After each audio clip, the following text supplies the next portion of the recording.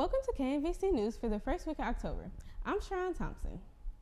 With the arrival of President Joe Parisi came many changes for Missouri Valley College. One of them is the number of events student activities organizes. As KMVC's Carrie Patron reports, student activities bring new forms of entertainment for students. It is a new day at Missouri Valley College, and the student body feels it. Student Activities is coming up with new ways to get students involved. Their strategy is to have smaller events that cost less but are in high demand by students. Events like an UNO tournament don't cost a lot compared to events like Casino Night, but they bring in a lot of students. Student Activities is aiming for 3 to 4 events per week. This is double the events they had last year. We're trying to up the activities, give students more opportunities to go out and be a part of different activities that we do have on campus. So we're trying to move it to maybe 3-4 activities, so we're trying to double it at least.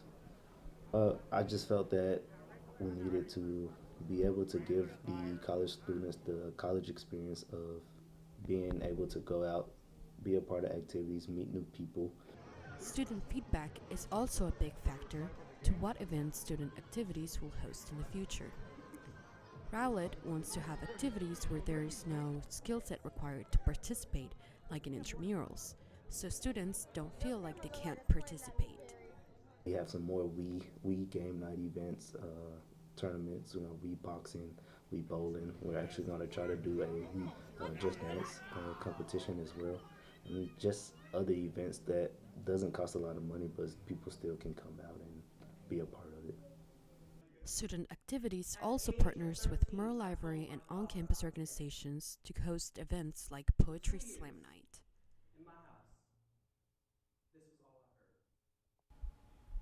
A few of the activities that get students off campus and into the community are movie nights and bowling nights. Another of those activities that has become an annual event is the Missouri Valley Casino Night. Students test their luck in the Malcolm Center Gym with games like blackjack, craps, poker, and roulette. Students start with a set amount of cash for games of chance and can win prizes along the way. The Missouri Valley School of Arts and Humanities held a night of celebration for a 12-foot puppet of a 10-year-old Syrian refugee child that is making its way across the United States. As KMVC's Carrie Patron reports, the project called A Mall from Afar touched Missouri Valley College and the Marshall community. Missouri Valley acting students performed testimonies written by other students to celebrate the 6,000-mile journey across the United States of Amal from Afar on September 28th. Little Amal is a 12-foot puppet of a Syrian refugee child traveling around the world to share a message of hope and solidarity for displaced people everywhere. Even though Amal from Afar did not come to Marshall, communities Amal is not visiting are encouraged to take part in welcoming Amal by hosting an artistic event while a video of the puppet settling down to sleep plays in the background.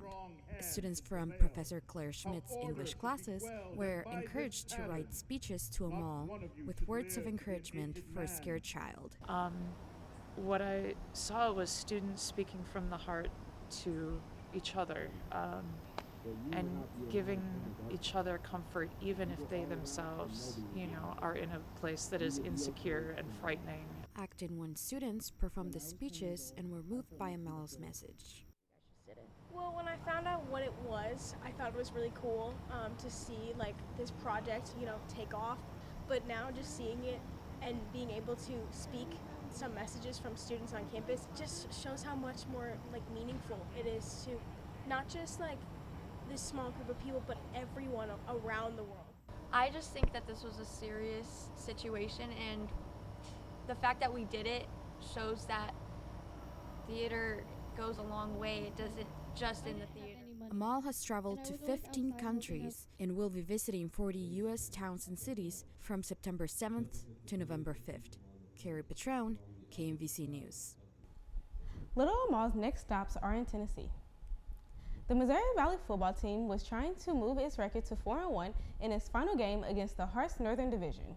A fourth win would be the most for Missouri Valley since 2017, and the Vikings were searching for that win on the road against the Peru State Bobcats.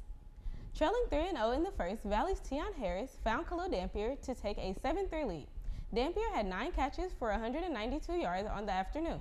The Vikings made it 14-3 in the second when Jeremiah Bryant took a shovel pass 24 yards.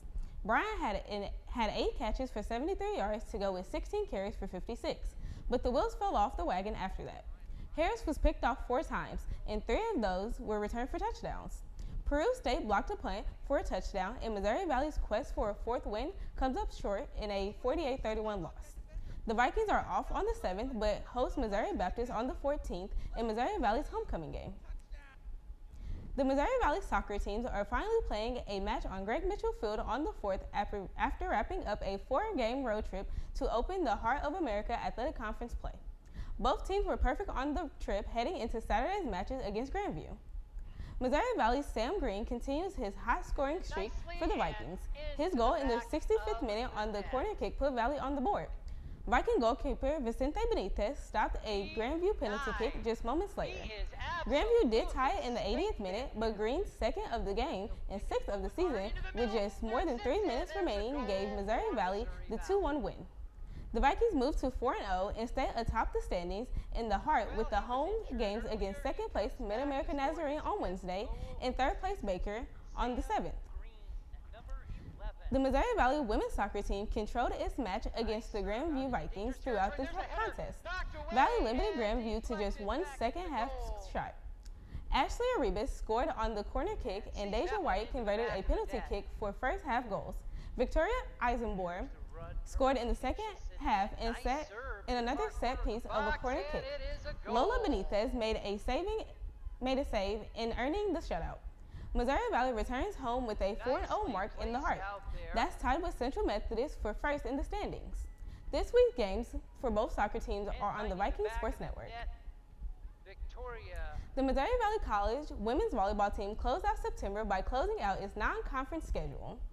Missouri Valley opens its doubleheader with a 3-1 win against Stevens. Lindsay Day had 40 assists, Nakane Pereira had 12 kills, and Juliana Oliveira had 10 in the win. Missouri Valley completed its Saturday double dip by sweeping Baptist Bible in the second game, winning 25-12, 25-16, and 25-19. The Vikings now have a home match against Baker on the 3rd before a 7-match road trip throughout October. After Baker, the next home games wrap up the regular season on the 27th and Halloween night. The Vikings are 2-5 in the league play, but currently hold the 8th and final spot for the postseason tournament. The Missouri Valley Rodeo teams followed the success at the Viking Stampede with a strong showing at the West Alabama Rodeo. The men's team won first place behind 2 individual championships from Ty Pope. The women finished second.